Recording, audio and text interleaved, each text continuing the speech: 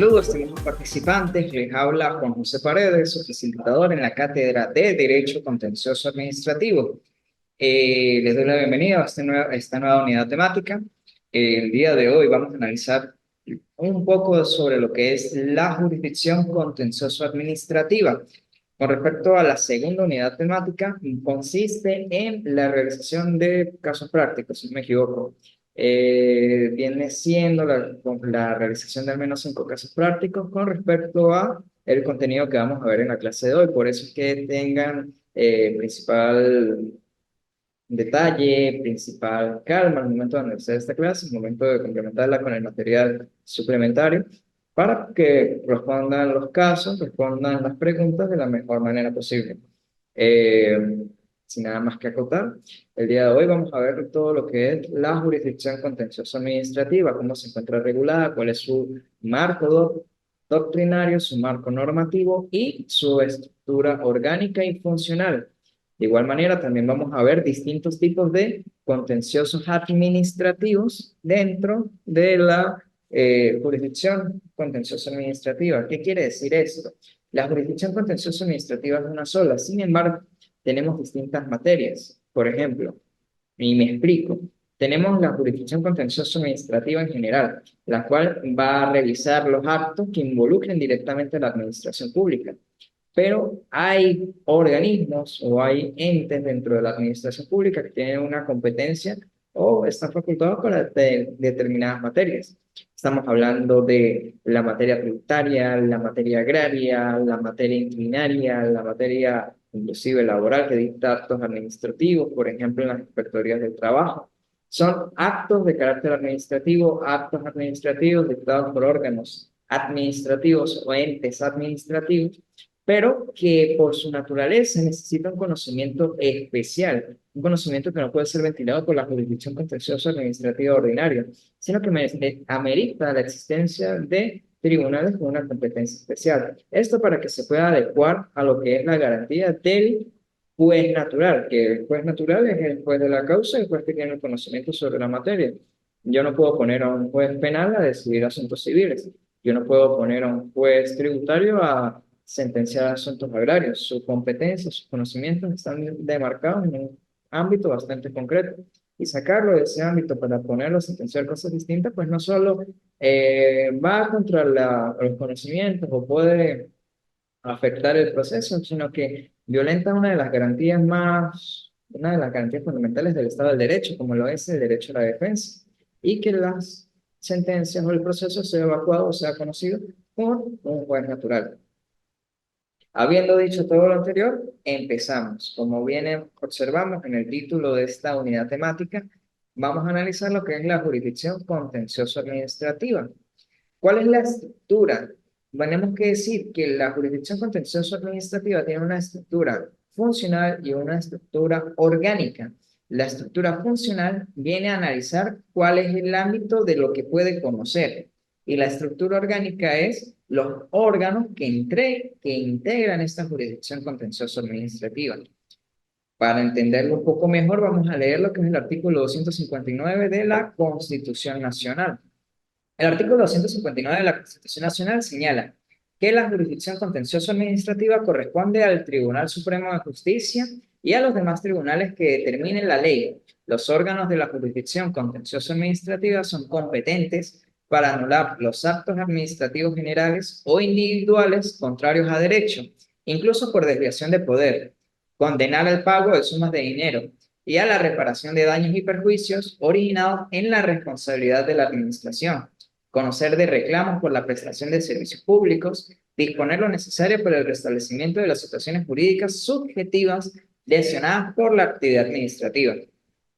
Al analizar este artículo, vemos que está plasmado ambos puntos. Bien, la estructura jerárquica o me menciona la existencia de una estructura jerárquica conformada por distintos tipos de tribunales y en segunda parte vemos todo lo que es el ámbito funcional, que le corresponde realmente por competencia funcional a la administración pública.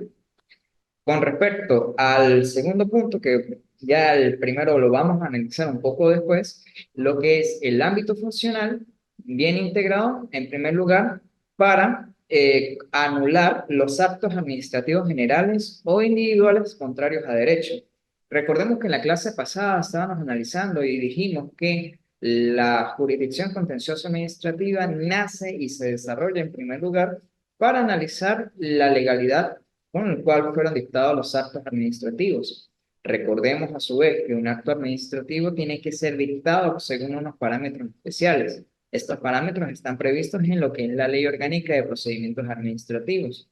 La Ley Orgánica de Procedimientos Administrativos me explica cómo se tiene que dictar un acto administrativo, cuál es el procedimiento que se tiene que llevar, cuáles son las condiciones para la validez de este acto, la validez de la notificación.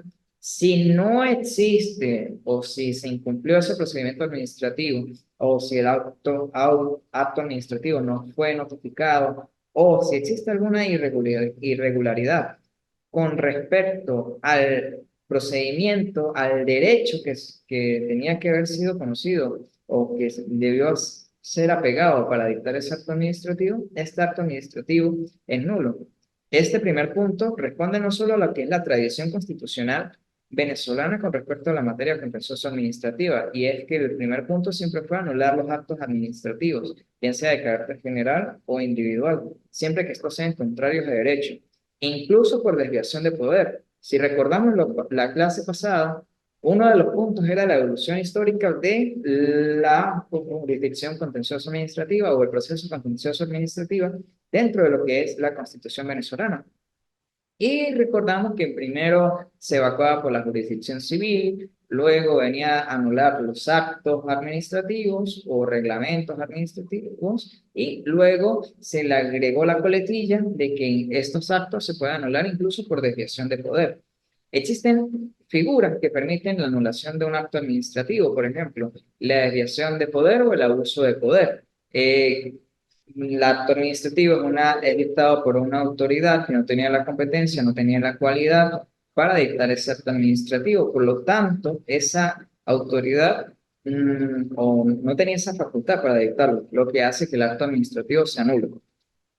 Entonces, el primer punto del ámbito funcional es la anulación del acto administrativo, siguiendo con la tradición de lo que es la jurisdicción contencioso administrativa. Se agrega el punto de desviación de poder, pero también existen otros factores como el abuso de poder, ¿no? Un ente, un órgano, dicta un acto administrativo, pero está limitándose en sus funciones, ¿no? Dicta un acto administrativo, pero fuera de lo que la ley le atribuye su competencia. Luego pasamos a lo que es la condena al pago de sumas de dinero y a la reparación de daños y perjuicios originados en responsabilidad de la administración. La condena en sumas de dinero, estamos hablando de las acciones de condena, ¿no? Las acciones de carácter pecuniario, en las cuales un particular demanda a la administración pública el pago de una suma de dinero, bien sea una suma líquida o aparte de eso le agrega todo lo que son los daños y perjuicios correspondientes por la responsabilidad de la administración. Esta responsabilidad puede ser contractual, es decir, puede derivarse de un contrato celebrado entre un particular y la administración pública, o extracontractual, es decir, los daños ocasionados por la administración pública en su actuar, pero sin estar enmarcados o regulados por un contrato celebrado entre las partes. Luego tenemos conocer de reclamos en la prestación de servicios públicos. Tenemos que decir que la prestación de servicios públicos es una de las principales actividades dentro de lo que es la administración pública o dentro de lo que es la labor del Estado, la prestación de los servicios públicos. De hecho, cuando una empresa privada presenta o presta un servicio público, lo hace por medio de una concesión, porque el servicio le corresponde es al Estado. Si existe una deficiencia, si existe algún problema con respecto a lo que es una prestación de servicio público, los particulares pueden intentar una acción de reclamo por servicio público ante un tribunal de la República con competencia pública, con competencia contencioso administrativa. Y el último es disponer de lo necesario para el restablecimiento de las situaciones jurídicas subjetivas lesionadas por la actividad administrativa. En este punto estamos diciendo que la jurisdicción contencioso administrativa también dentro de su ámbito funcional viene a analizar o viene a regular o también está capacitada para conocer acciones, principalmente lo que se conoce como la acción de amparo constitucional, puesto que lo que busca la acción de amparo constitucional en materia contenciosa administrativa y la acción de amparo constitucional en general es el restablecimiento de una situación jurídica subjetiva, de un derecho subjetivo de la parte antes de la comisión de un acto. En este caso, esos derechos fueron lesionados por la administración pública en su actividad administrativa y lo que se busca por medio de esta acción de amparo constitucional es el restablecimiento de la situación a la situación jurídica infringida. Luego tenemos lo que son las fuentes normativas de la jurisdicción contencioso administrativa. En primer lugar, y como bien vimos en el artículo 259, también tenemos el artículo relacionado con lo que son las atribuciones de la sala político-administrativa, que también guarda relación con lo que es las fuentes de la jurisdicción contencioso administrativa. Tenemos a la Constitución. La Constitución de la República, y ponerla de primera, atañe a lo que es el principio de la supremacía de las leyes, con respecto al orden en el cual se tiene que analizar un ordenamiento jurídico dado por Hans Kelsen. La ley, la Constitución, me señala unos parámetros generales. Como bien observamos en el artículo 259 de la Constitución, no solo me dice que la jurisdicción contenciosa administrativa va a estar integrada por la Sala Político-Administrativa del Tribunal Supremo de Justicia y otros tribunales, sino que también me señala una serie de ámbitos funcionales, una serie de competencias que esos tribunales van a conocer. Un tribunal con competencia contenciosa administrativa no va a evacuar prestaciones, no va a conocer prestaciones sociales, o un tribunal con competencia en materia contenciosa administrativa no va a conocer un deslinde, no va a conocer un homicidio, ¿no? Tiene una competencia funcional que es atribuida en la Constitución. Luego tenemos lo que es la LORCA, la Ley Orgánica de la Jurisdicción Contenciosa Administrativa. La Ley Orgánica de la Jurisdicción Contenciosa Administrativa viene a analizar o me señala o me establece los parámetros generales de lo que es la jurisdicción contenciosa administrativa. Tenemos que decir que dentro de la Constitución, dentro de sus disposiciones transitorias, se ordenó, se señaló que se tenía que crear una ley de la jurisdicción contenciosa administrativa. Bueno, ¿cuál es su nombre? ¿Qué? Sí, ahorita se puede. Sí, yo vi. Solamente que no da para funcionar bien. Ajá. Que sea Bueno, estábamos hablando de lo que es las fuentes normativas de la Constitución. El primero siempre va a ser la Constitución, de la Constitución. la ley realmente. Ajá, siempre va a ser la Constitución. De hecho, la Constitución me señala los parámetros macro. Por ejemplo, lo que es el artículo 259. El artículo 259 me señala de que existe la jurisdicción contenciosa administrativa que va a estar integrada primero por la Sala Político-Administrativa del Tribunal Supremo de Justicia y luego por los tribunales que le integren, tribunales nacionales y tribunales superiores estatales, ¿no? Esa es la competencia orgánica, los tribunales que le integren, ¿no? Al igual que en la pirámide de Kelsen, como distintas normas tienen una jerarquía, primero está la Constitución, luego las leyes orgánicas. No, los tribunales en general. Los tribunales en general, la jurisdicción tiene distintos ámbitos de competencia. Lo primero que tenemos y lo que está encima de esa pirámide sería el Tribunal Supremo de Justicia. En la jurisdicción contenciosa administrativa está representada por lo que es la Sala Político-Administrativa. Sala Político-Administrativa. Luego tenemos lo que son los juzgados nacionales y luego tenemos lo que son los juzgados estatales. La ley orgánica de la jurisdicción contenciosa administrativa también me señala lo que es los juzgados municipales. Pero los juzgados municipales tienen una salvedad y es que no existen. Claro, Existen en la ley, pero no existe en la realidad. Y eso no más sido. Existe un vacío. ¿Y cuál es el problema? Y eso pues es algo que se va a ver porque principalmente tienen su problema en la parte inquilinaria. Una parte, por ejemplo, usted tiene una relación, necesita un acto administrativo de Tsunami. Tsunami le dicta ese acto administrativo, pero ese acto administrativo, pues, es dictado sin el procedimiento previo, o por ejemplo, no notificaron a las partes, existen irregularidades con ese acto administrativo. Usted tiene que recurrirlo. De acuerdo con la competencia la competencia orgánica le correspondería a un tribunal de municipio en materia de contencioso administrativo, pero no existe. Entonces le tocaría conocerlo a lo que es un tribunal de municipio en materia civil, porque son los que existen en materia municipal. ¿Cuál es el problema de eso? Que el juez civil sabe de derecho civil. Exacto.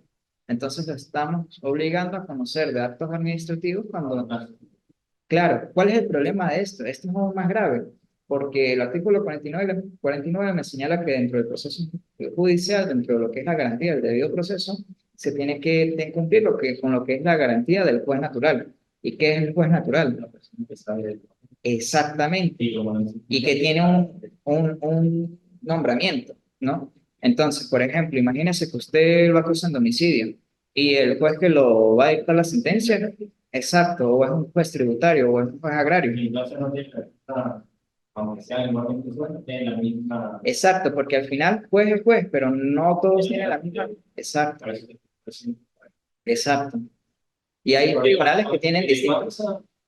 Y no se ha hecho ninguna reforma o alguna o No, alguna jurisprudencia tampoco. no, es un vacío. De hecho, justo antes de que usted llegara, se estaba hablando de un punto en concreto, y es que la Constitución me señala una disposición transitoria, la creación de la Ley Orgánica de la Jurisdicción Contencioso Administrativa. La Constitución es del año 1999. La Ley Orgánica de la Jurisdicción Contencioso Administrativa es del año 2012. Un vacío con respecto a procedimientos administrativos, a la competencia de los tribunales de la jurisdicción contenciosa administrativa, a recursos de contencioso administrativos, que no fue abarcado. Inclusive, con lo que es la ley orgánica de la jurisdicción contenciosa administrativa, me señala puntos incompletos. Me señala la jurisdicción contenciosa administrativa es esto. Estos son los tribunales que la integran. Esta es la facultad de estos tribunales. Estos son el procedimiento.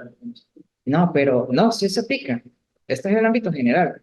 Pero a pesar de que es el ámbito general, todavía le queda fuera muchísimas cosas. El procedimiento de segunda instancia no me lo termina de regular completamente. Casación, tampoco. Este, sí, Bueno, los recursos. sí. No, lo que pasa es, depende muchas veces de que usted gane o no un caso, Sí. ¿no? Entonces, Imaginar, eh, hemos creado esa vez un muchas cosas a medias, ¿no? momento en el que se me da la clave de Tranquilo.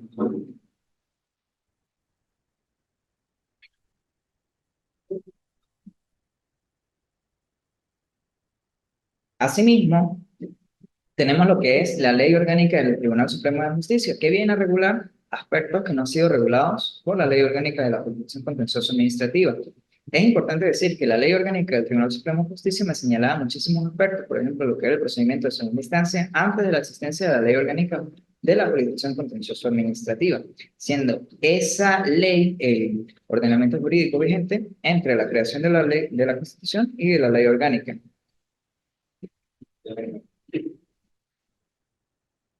Perfecto. En medio de lo que era el periodo en que salió la ley orgánica y desde que salió la Constitución, lo que se aplicaba como materia supletoria era la ley orgánica del Tribunal Supremo de Justicia, ¿no? Para poder cumplir con lo que es con este vacío legal y con, por ejemplo, la interposición de recursos o la organización de la jurisdicción contenciosa administrativa. Luego tenemos como fuente normativa el CPC, el Código de Procedimiento Civil. El Código de Procedimiento Civil usted lo tiene que manejar bien. No sé si a usted le gusta el derecho penal, el derecho civil, el derecho... sino que no lo que es de hecho, una primo procesal penal, Ajá, pero no fue como que, claro. o sea, no fue un técnico, como se hace claro, o sea, fue un procedimiento, una cosa, pero nunca. No sé si se acuerda, por ejemplo, aquí, ahí en procesal penal pasa más o menos igual que aquí en procesal civil, lo que son las medidas cautelares en la jurisdicción contencioso administrativa, lo que son las medidas cautelares.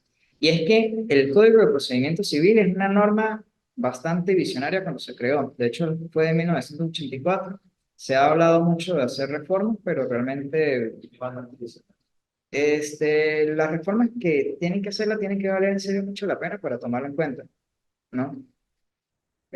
Porque el Código de Procedimiento Civil me abarca muchísimas puntos, muchísimas cosas. Y por eso es que, por ejemplo, en estas materias como lo que es contencioso administrativo, procesal penal, procesal civil o procesal laboral, yo siempre voy a terminar remitiéndome al Código de Procedimiento Civil, porque siempre va a existir un vacío. Lo que yo le digo, por ejemplo, la ley orgánica de la jurisdicción contencioso administrativa sí presenta fallos. El Código de Procedimiento Penal, el Código Orgánico de Procedimiento Penal, es más completo, pero también presenta vacíos. Entonces, el Código Procesal Civil, lo que ayuda es Exacto. Siempre que usted ve un proceso judicial y usted consigue, por ejemplo, me pongo a analizar la ley y quiero, por ejemplo, no sé, qué medida tengo que interponer.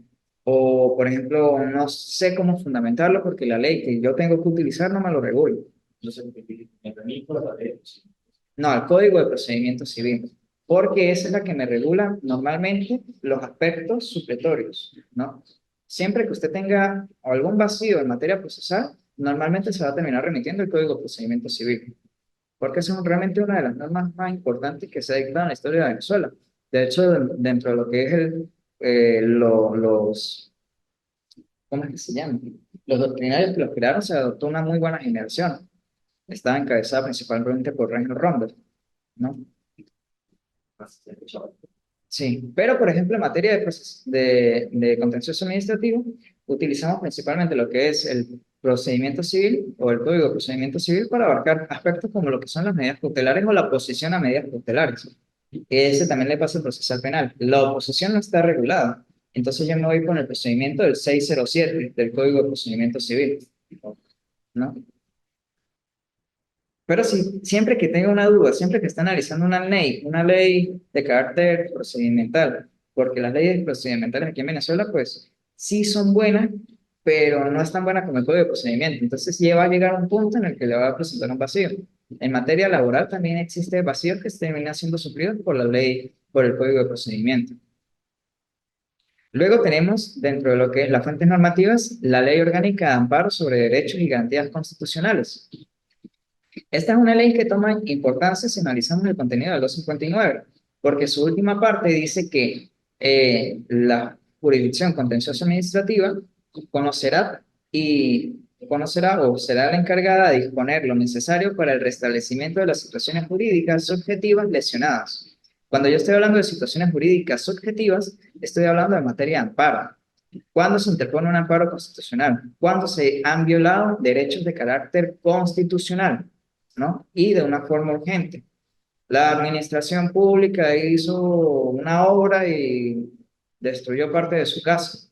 Sí existen mecanismos, pero no mecanismos tan exactos, tan, por ejemplo, de que detengan el obrar de la administración. Necesito que me detengan esto porque me están violando mi derecho al domicilio, mi derecho a la propiedad, derechos constitucionales. Y es algo urgente. O sea, no necesito que me salga una sentencia en 2 años. Tiene que ser ya. Con respecto al amparo constitucional, existe un problema. Ese problema se ha ido superando a lo largo del tiempo, pero sí ha sido un problema que hay que tenerlo en cuenta cuando se analiza. Y es que se utiliza cuando se violan derechos constitucionales, ¿no? Pero, por ejemplo, usted le incumple en un contrato, No, la que es.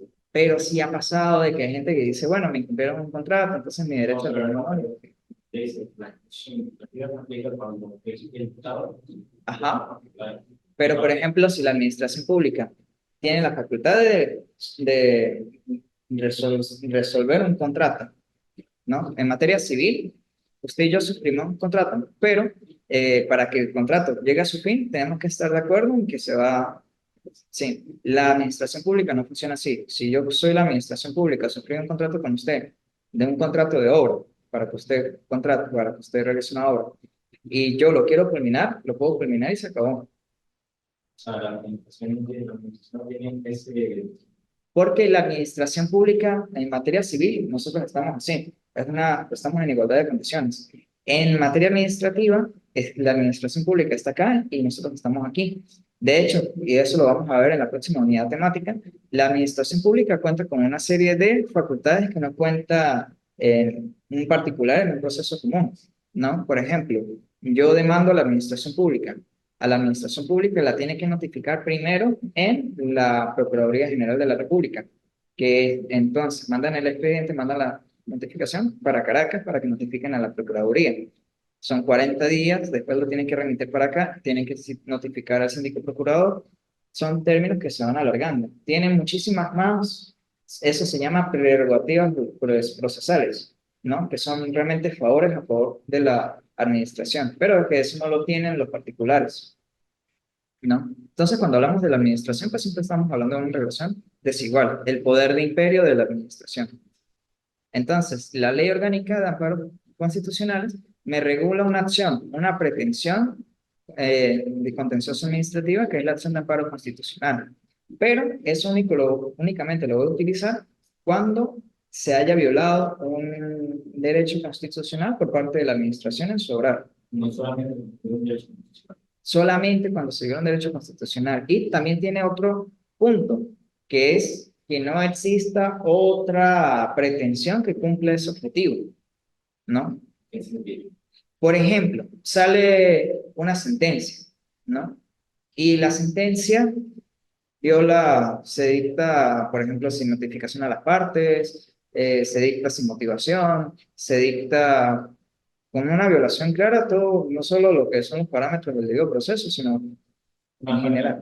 Exacto, exacto. ¿Qué es lo primero que uno debería hacer? Apelar, ¿no?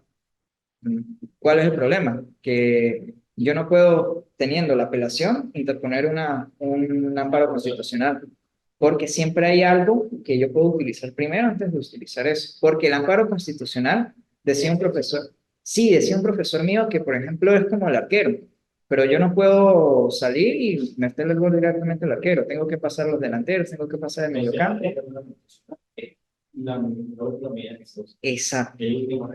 Exacto. Y por la misma estructura, esta también es una ley bastante vieja, ya tiene más de 30 años, pero es una ley que por su contenido, también igual que el Código de Procedimiento Civil, se mantiene vigente, ¿no? Luego tenemos lo que es la ley del Estatuto de la Función Pública, que esa me regula lo que es el procedimiento de querella funcionarial, ¿no? Ese es el recurso que tienen los funcionarios públicos contra actos que afecten a su labor, su carrera. Por ejemplo, un funcionario le abren un procedimiento administrativo, ¿no?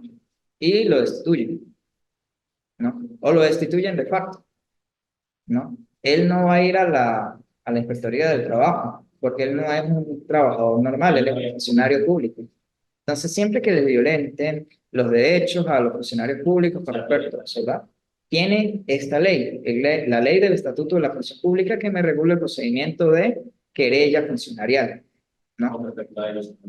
Con respecto a ellos. Esta es una competencia especial con respecto a la calidad de ellos como funcionarios. Y por último tenemos lo que es la jurisprudencia. La jurisprudencia no es como tal una fuente normativa, es una fuente indirecta del derecho. Pero ¿qué es lo que pasa? Eh, Dentro del derecho procesal tenemos lo que es el principio de expectativa legítima o confianza plausible, ¿no? ¿Qué quiere decir esto? Por ejemplo, está un caso, la sentencia número 1. La sentencia número 1 era un acto administrativo que afectaba de determinada manera a un grupo de personas. Y con respecto a esas características, el juez dictó una decisión en estos términos. El caso número 2, igual, un acto administrativo afectaba a un número de personas y el juez dictó la misma decisión, la misma motivación, ¿no? Si yo soy el caso número 3 y mi caso es igual, deberían. Esa es la expectativa legítima que yo tengo de que mi juez dicte una sentencia de esa manera. Entonces, tiene que estar fundamentada, porque si no estamos hablando de lo que es el cambio de criterio. Este es un criterio que no se encuentra regulado, pero que ha sido analizado principalmente por la Sala Constitucional del Tribunal Supremo de Justicia, porque aplica en ambos sentidos, en vía administrativa y en vía judicial, ¿no? Si un órgano de la administración, bien sea administrativo o bien sea un órgano jurisdiccional, tiene una línea, tiene un fundamento, lo ideal es que se mantenga, y si lo cambia, que sea fundamentado, pero que no lo cambie de la noche a la mañana solo porque sí. Sí. Igual manera, por ejemplo, aquí en San Cristóbal tenemos lo que es el Tribunal Superior, el Juzgado Superior Estatal en lo contencioso administrativo. Contra él se interpone el recurso de apelación y vamos a la Sala Político-Administrativa. Son sentencias que van a ser revisadas por el Tribunal Supremo y como son revisadas por el Tribunal Supremo, los jueces superiores tienen que tener una principal diligencia, tienen que salvaguardarse. Por eso es que tienen que fundamentar todas sus decisiones en decisiones anteriores de la sala, ¿no? Para no dictar algo fuera de ello. Eso también les sirve a ellos, por ejemplo, de decir, yo decidí de esta manera porque la sala decidió en un caso parecido. Y explicamos otra vez lo que es el principio de expectativa. O sea, como la sala en un caso así decidió de esta manera, yo que, ajá, yo como soy un juez inferior categoría, también debería acatar lo mismo, para no afectar el derecho de las partes. Luego entramos a lo que es la estructura orgánica, el siguiente punto. No sé si tiene alguna pregunta. El primer punto, el más importante dentro de este organigrama, es la sala político-administrativa. Funciona en algunos casos como única instancia y también en otros casos como doble instancia, ¿no? Eh, es la principal. Ella es la que revisa, ella es lo más importante, exacto. Por encima de ella no hay nada. Aplica lo que es la Sala Constitucional del Tribunal Supremo de Justicia, pero en un caso muy concreto, que es la revisión constitucional, ¿no? Y la revisión constitucional es un caso muy particular, es casi que una acción autónoma, ¿no? Pero es el único caso que vamos a hablar de una sala. Inclusive dentro de lo que es la estructura del Tribunal Supremo de Justicia tenemos 5 salas que todas son iguales, pero dentro de lo que es la teoría constitucional o la teoría eh, doctrinal, estas salas, a pesar de que en teoría son iguales, la sala constitucional es conocida como la supersala, la que está por encima de ellos, Claro, y la que ella siempre, por medio de la revisión constitucional, le puede anular las decisiones a las otras salas, porque por revisión constitucional. ¿No? Y porque también es la encargada de analizar la Constitución, pues una la labor. Constitución Exacto, es la principal ahí. exactamente. Por eso es que esa sala es un poco más importante que las otras. Pero en materia contencioso administrativa, siempre que vamos a hablar de la última instancia, vamos a hablar de la sala política administrativa. Luego tenemos lo que son los juzgados nacionales, que sería como la segunda instancia. Pero ¿cuál es el problema? Tenemos una que está ubicada en Caracas, que es para la región oriental, y otra que es ubicada en Maracaibo, que es para la región occidental, ¿no? Y entonces todo eso, bueno, se permite hacer. No, debería ser así. Realmente cada circuito debería tener su juzgado nacional, pero ellos tienen su competencia occidental y pues tienen como, es un punto muy extraño porque tenemos los juzgados superiores que son los que realmente se encuentran dentro de lo que es exacto, ¿no?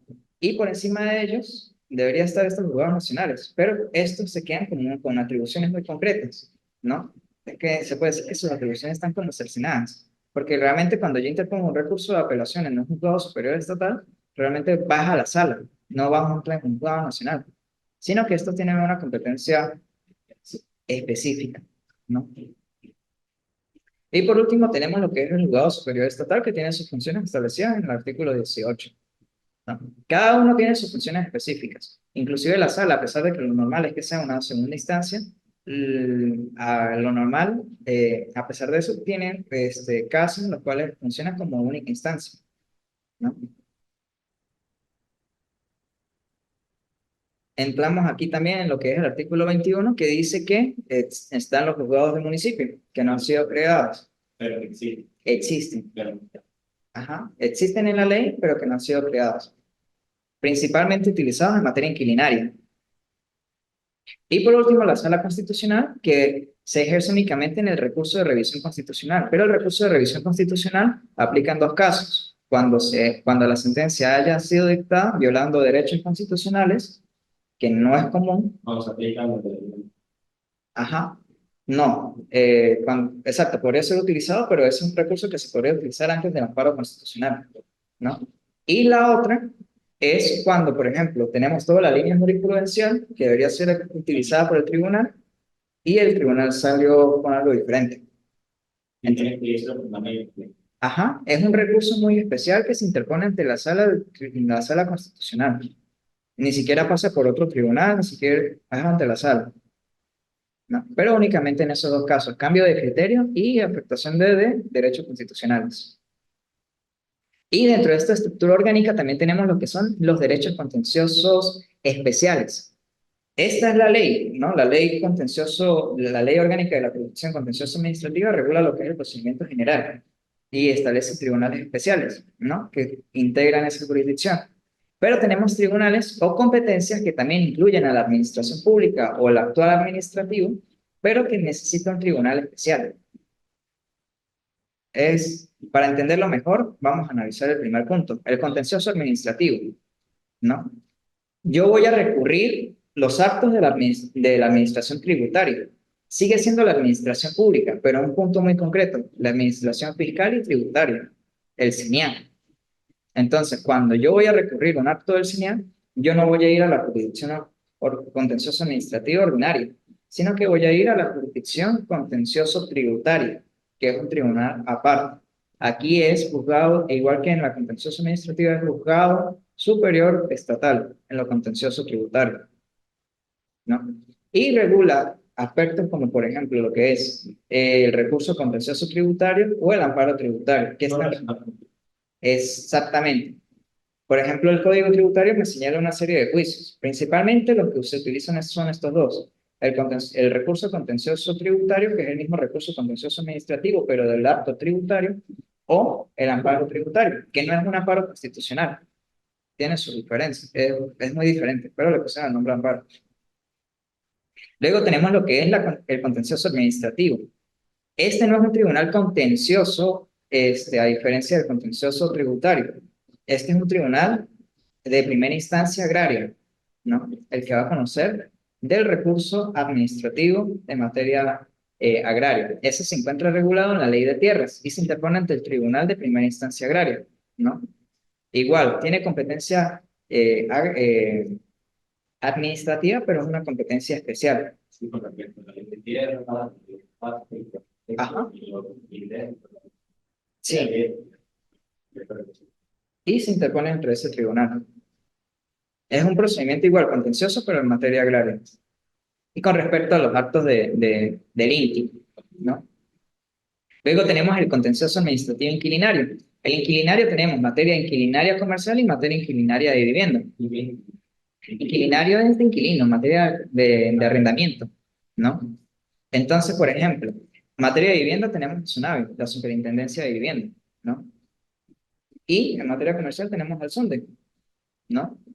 Cualquier acto que sea dictado por el SUNAVI o el SUNDE, vamos a ir ante un tribunal contencioso administrativo municipal, que no existe. Entonces, al municipal civil, ¿no?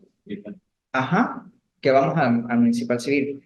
Si el municipal civil dicta una sentencia con respecto a ese recurso y se apela, no va a ir a Caracas, va a ir al juzgado superior estatal, que sería el siguiente en la jerarquía. Y por último tenemos el contencioso administrativo electoral, que de acuerdo a la Constitución y a la Ley Orgánica del Tribunal Supremo de Justicia, debería ser conocido por los tribunales municipales en el contencioso electoral, que no existe. Entonces, se permite así. No, en este caso especial, como es una materia que es materia electoral, como abarca derechos políticos, una materia más especial, no tan cercana como en materia de inquilinos, de arrendamiento, se interpone ante la misma sala político-administrativa, no, sala político-electoral del Tribunal Supremo de Justicia, ¿no? Exacto, se interpone ante la sala y político-electoral. Y por último, ya para culminar, estamos viendo cuáles son las principales funciones del juez contencioso.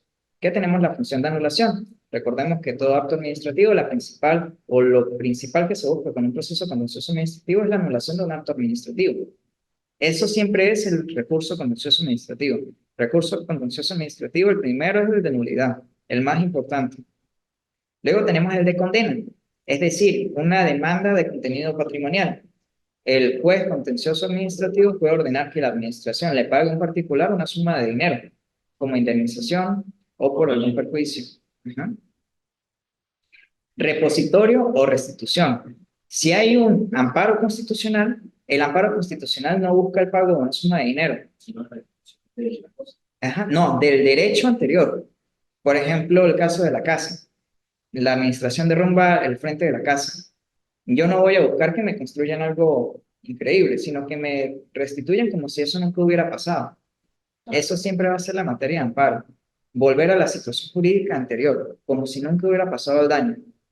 No se busca un enriquecimiento ni nada por el estilo, sino... Exacto. Ejecutorio.